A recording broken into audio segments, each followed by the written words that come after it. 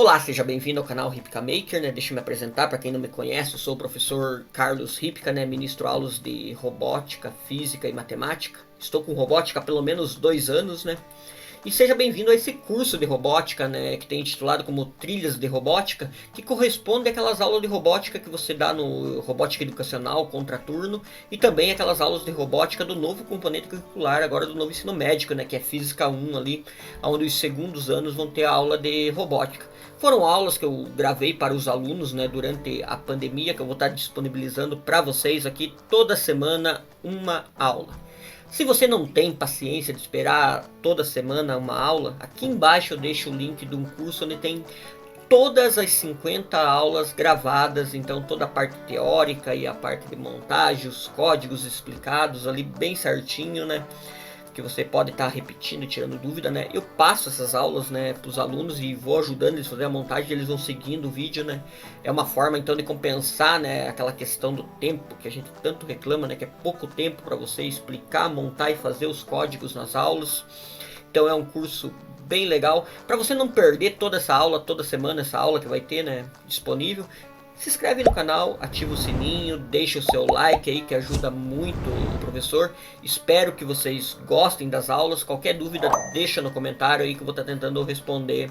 Então vamos lá para a nossa aula de trilhas de robótica. Nessa aula então a gente vai falar um pouquinho sobre tensão, corrente e resistência. Vamos lembrar um pouquinho lá da aula de física, né? Se você não estudou ainda, você precisa entender alguns conceitos básicos então da tensão, da corrente e da resistência. Qual que é o objetivo dessa aula?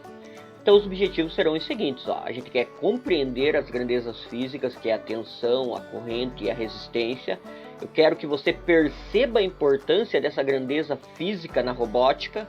A gente vai aprender a distinguir as unidades de medida também e entender a relação que essas grandezas apresentam entre si. Pare um pouquinho agora.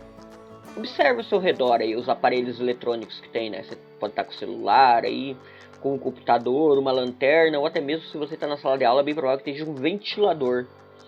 Considere qualquer aparelho eletrônico que estiver disponível aí perto de você. Agora reflita aí com os seus colegas. O que é necessário para que cada um desses itens eles funcionem? O que é necessário? Então, ó, vamos pensar. Os aparelhos eletrônicos, apesar de seus designs, da funcionalidade variada que eles têm, eles possuem uma coisa em comum, que é a seguinte situação, ó. Eles só funcionam quando alimentados com uma fonte de energia elétrica, que pode ser uma bateria, por exemplo. No caso da montagem de projetos de robótica, o funcionamento dos componentes que constitui também dependerá da conexão realizada da alimentação de energia. É fundamental você entender o que é energia alternada e a energia contínua. Você saber que DC é corrente contínua e AC é corrente alternada. A gente vai falar mais um pouquinho sobre isso mais para frente. Ao elaborar os projetos de robótica, é importante você saber a tensão aplicada no circuito, bem como qual é a corrente elétrica que deverá passar então nesse circuito. Do contrário, se você não estiver atento a esses pontos, você poderá fazer uma sobrecarga nesse aparelho, até danificando então esse aparelho que a gente usa então ali no projeto de robótica. Vamos aprender sobre esses 3 pontos? 3 grandezas conhecidas como tensão elétrica, corrente elétrica e resistência elétrica.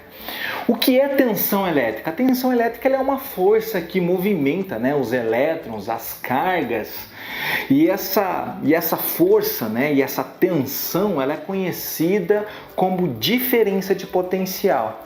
E o que é a diferença de potencial? É a diferença que há em duas extremidades, a diferença de cargas entre duas extremidades. Essa força, essa diferença de potencial, a tensão elétrica, ela é dada em volt, tá? Ela é popularmente conhecida como voltagem, mas o nome correto na eletricidade é tensão elétrica e a sua unidade é volt. E o que é corrente elétrica? Corrente elétrica é o movimento dessas cargas, né, impulsionada por uma força, por uma tensão, de forma ordenada. Então, a corrente elétrica é o movimento das cargas de forma ordenada, ok? Aqui há um desenho, os elétrons totalmente desordenados, os vetores totalmente sem nenhuma direção, sem nenhum caminho. E uma vez que há uma força que impulsiona esse movimento, dá início então à corrente elétrica. Agora ela começa a ter um caminho, uma direção, uma transição dessas cargas, né, dos elétrons. Essa grandeza elétrica é dada em ampere. Ela é popularmente conhecida como amperagem, tá? Mas na eletricidade essa grandeza, né, é chamada de corrente elétrica e a sua unidade é dada com ampere.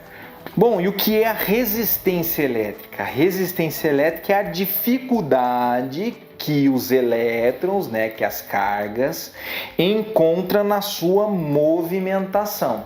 Aí nós temos dois tipos de corrente, né, que são a corrente contínua e a corrente alternada.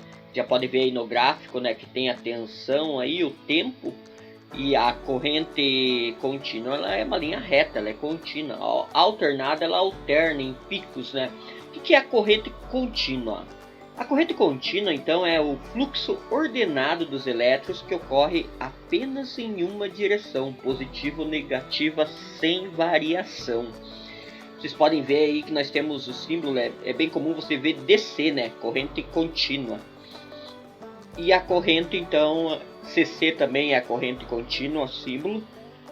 E VCC é algo que vocês vão ver na placa Arduino. Também ela é a tensão contínua. E VDC também pode ser, então, corrente contínua. Já a corrente alternada, ela é aquela onde os fluxos de elétrons sofrem variação no decorrer do tempo, né? Alternando entre tensão positiva e tensão negativa. E a quantidade de ciclos em um determinado intervalo de tempo é chamada de frequência. E no caso de uma frequência de 60 Hz, tem-se 60 ciclos por segundo. É muito comum você ver isso então ali por exemplo, no carregador do seu celular.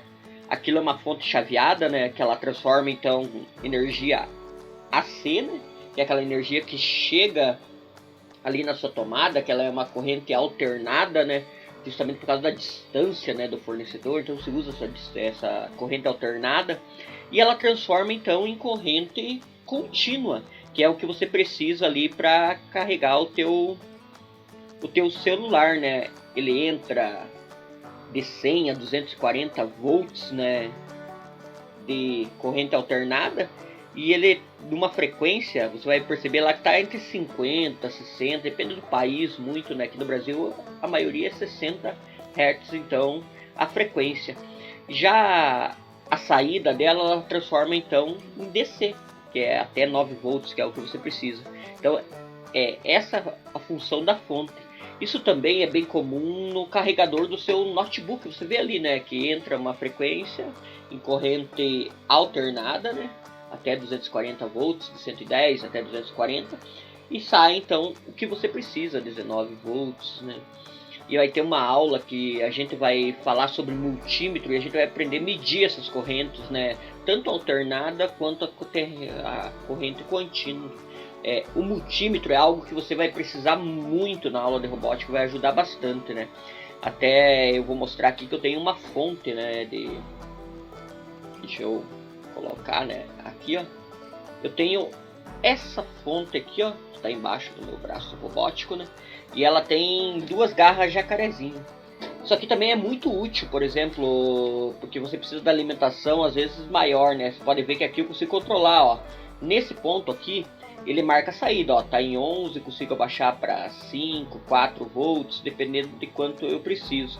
Aqui desse lado tá marcando 0 porque ele marca o consumo, né, também. Se tá mesmo, por exemplo, 4 servos, se ele tá consumindo realmente 6 volts, eu preciso colocar um pouquinho mais.